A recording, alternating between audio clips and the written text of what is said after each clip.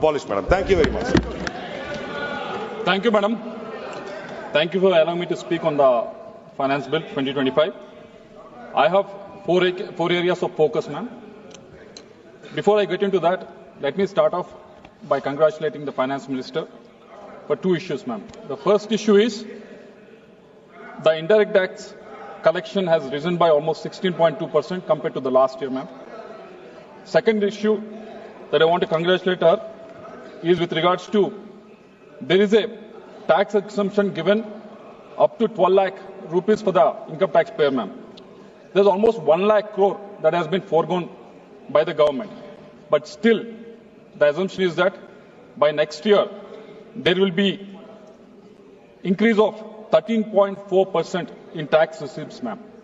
So this shows the confidence in the Indian economy and in the Indian financial system, ma'am. I congratulate her for these two issues, ma'am. Coming to the four focus areas that I have. The first one, ma'am, it is regarding faceless e-assessment. I have a data from 2017 to 2021-22, ma'am. This system has made this faceless assessment has made the system very transparent and also made very efficient, ma'am. But there are almost 5,98,448 cases in this period of 2017 to 2021, they have been filed. And out of these close to 6 lakh appeals, 73% of the appeals have been disposed of. Still, there are 27% of the appeals that have not been disposed of, ma'am. So the amount that is being locked up, because these appeals are not being disposed of, amount that is being locked up at any point of the time is almost 58 lakh crores, ma'am. So if I extrapolate that of the disposed 73% and calculate based on the 27% that has not been disposed of, it is almost 15 lakh crores of money that has been locked up in the system, ma'am.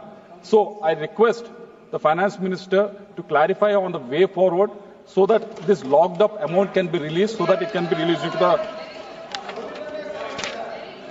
the second focus area is, ma'am, it's regard to the GST collection. It has grown by almost 77% from 11 lakh crore in 2020 to 20 lakh crore in 23-24, ma'am. But with the growth in the GST collections, there are also pending appeals that have grown from 5,000 to 15,000 in the last 5 years. This is almost 3 times the growth. So the way forward is, there are 2 ways that are there. The first one is whether we are going to take the 15th Finance Commission recommendation and make certain changes to the rates and merge them and make the GST simplified so that it's easier for the GST payers. And second way forward is, there are a lot of state goods and service tax appellate tribunals at the state level which are not functional, ma'am. I think the union government has to handhold the states and make these tribunals functional, ma'am. So if you do these 2 things, definitely these pending appeals that have been raising will be curtailed, and this will in a way add to the revenues of the state also, ma'am. And third focus area is the custom duty collection. In 25-26 budget that has been presented by the Finance Minister, the expectation of the custom duties is around 2,40,000 crores. That is almost 5.6% of the gross tax revenues, ma'am. But when we are hearing for the last 3 or 4 months after that Trump has come into power in US, with regards to the tariff regime that is going to be effectively come in coming months. So this 2,40,000 crores, whether this can be with the new tariff regime that is going to come, if this will be reduced, if it is reduced, how this can be compensated and from where it can be compensated. If the Finance Minister can clarify on this, that would be great, ma'am. And the fourth focus point is with regards to the total Capex. Total Capex that we have spent in the last 10 years is 50 lakh crores that have been spent, ma'am. This is an amazing achievement that we have made in the last 10 years. And with the 50 lakh crore that have been spent in the last 10 years, our railways have been ranked top 5 globally. Our metros have become 3rd largest in the world. Our airports have become 3rd largest domestic aviation market in the world. Our national highways have become 2nd largest in the world. This has been achieved within 10 years. This is not not that is easy to achieve, but this was able to achieve because of the hard investments that have been made into the infrastructure in the last 10 years. But in the last 2 years, most importantly, in the last 2 years, there's an underutilization of the Capex. In the last year, there was 75,000 of underutilization. Before that year, there was almost 25,000. In total, there was 1 lakh crores of underutilization of Capex that has happened in the last 2 years, ma'am. So why I'm mentioning about this underutilization is, instead of keeping it underutilized, can we bring it into the system? How we can bring it into the system? Can we invest in the new technologies that are coming about? We can invest in the R&D activities. Why we have to invest in the R&D activities and in the new technologies? Because if you look at the foreign institutional investors in the last 3 or 4 years, where they have gone, where they have invested, if you have verified it across the globe, mostly they are interested not in the hard infrastructure projects, but they are interested in investing in the new technologies that are there. If we can use this underutilized Capex into these new technologies that are there, these foreign investors also will come in and invest in that, and the tax revenues also will be increased, ma'am. So I hope the finance minister will take this into the account. And I cannot talk about finance bill without talking about Andhra Pradesh. You all know, ma'am, everyone in the house knows how Andhra Pradesh has been bifurcated. It's very unscientifically bifurcated, man. We have a revenue deficit of 16,000 crores in 2014-15 when the state was bifurcated. And the most shocking was when the national share of agriculture sector has reduced from 17% to 14.4% in the last 10 years, from 2014 to 2024. You know what has happened in Andhra Pradesh, ma'am? In Andhra Pradesh, our reliance on agriculture sector has increased from 24%, which was 24% in 2014, to 35% in 2024. So we have gone into the primary economic model. Even in the service sector, which is a tertiary economic activity, our share was 51% in 2014. It has come down to 41%. So our whole economy has been reversed. Our whole economy has been backslid into agriculture-dependent economy, ma'am. And in contrast, if you see Telangana, Karnataka and everything, they have capitalized on the service sector that has been prevalent in the states, ma'am. So in the last 5 years, in the last 10 years, we have become revenue deficit. At the same time, we have become very much reliant on the agriculture activities, ma'am. So the request from our side is understand the issues of Andhra Pradesh and grant us the revenue deficit grant that we've been asking for the state of Andhra Pradesh, ma'am. Not only because of bifurcation of the state in an unscientific way, but also we have been facing troubles because of the financial mismanagement that has happened in Andhra Pradesh in the last 5 years, ma'am. You all know when you talk about Andhra Pradesh, the first thing that comes to anyone's mind in this house and everywhere is they all talk about the big budgeted movies of Andhra Pradesh. You talk about Bahubali, you talk about RRR, you talk about Pushpa. They all collected 1,700 crores, 1,800 crores, 2,000 crores. Huge amounts they have collected. But ma'am, I want to put across a story in this house which has much more value, much more collections that have happened within the last 5 years in the state of Andhra Pradesh, ma'am. You must have heard about Delhi liquor scam. Whatever you heard about Delhi liquor scam, whatever you heard about the numbers in the Delhi liquor scam, when you compare with what has happened in Andhra Pradesh, it's just peanuts. The repercussions are seen in the parliament.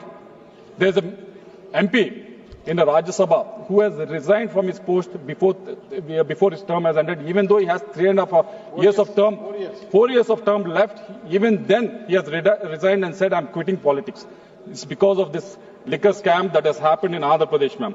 This liquor scam is just like how the movie, how this RRR movie is there, how Pushpa movie is there, where there's a pre-production, production, and also distribution. Even for the liquor scam also, there's a pre-production, production, and distribution happen. What is the pre-production? Pre-production was the narrative was built. The narrative was built. The narrative was built in pre-production level. The narrative was built in the pre-production level where it was mentioned that once coming into power, we will definitely prohibit the alcohol in the state. we'll prohibit the alcohol in the state was a narrative built. If you don't prohibit the alcohol, the rates of the alcohol will be raised to such a level normal people cannot consume that. That is a narrative that was built at the pre-production level.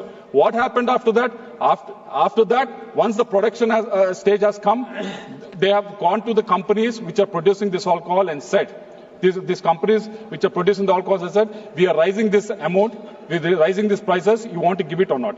They said, they're all international brands, they said we cannot supply this alcohol at this rate. So they quit. So what happened at the production level was all the distilleries in the state, 20 to 25 distilleries were taken over.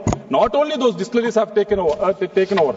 On top of that, what has happened was 26 new companies were incorporated.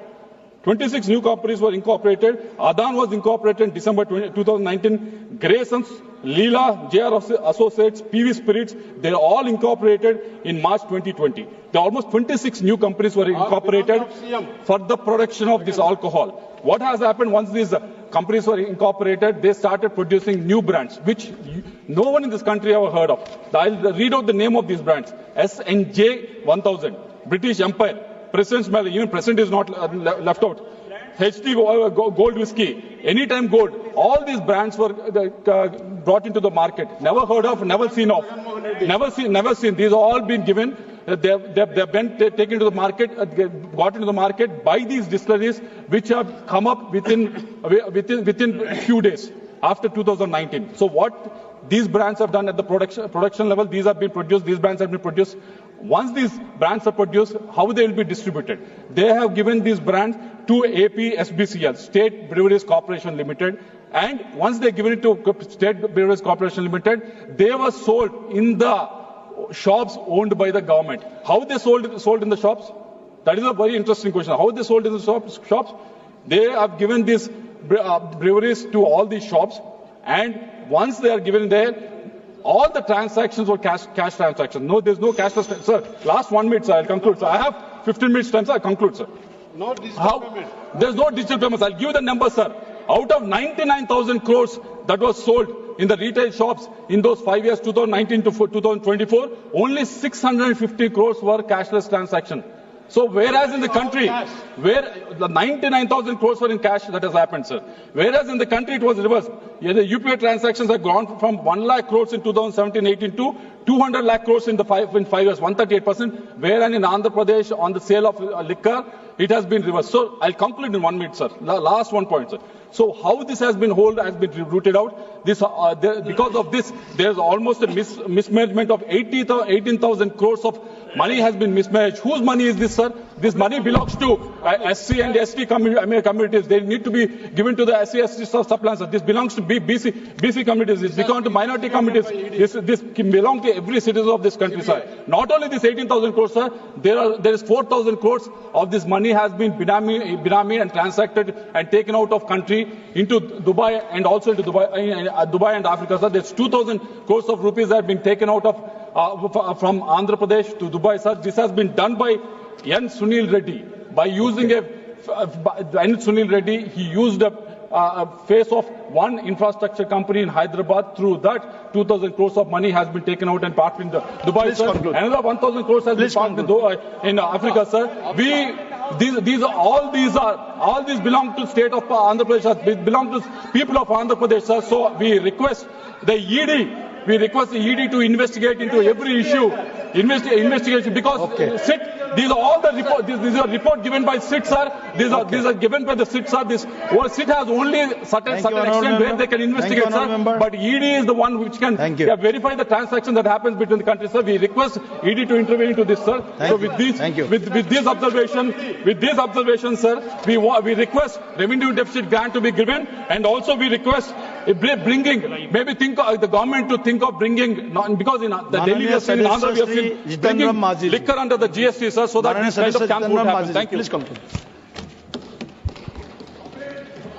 महोदय, आपने मुझे 1 minute के लिए समय दिया, इसके लिए बहुत बहुत धन्यवाद।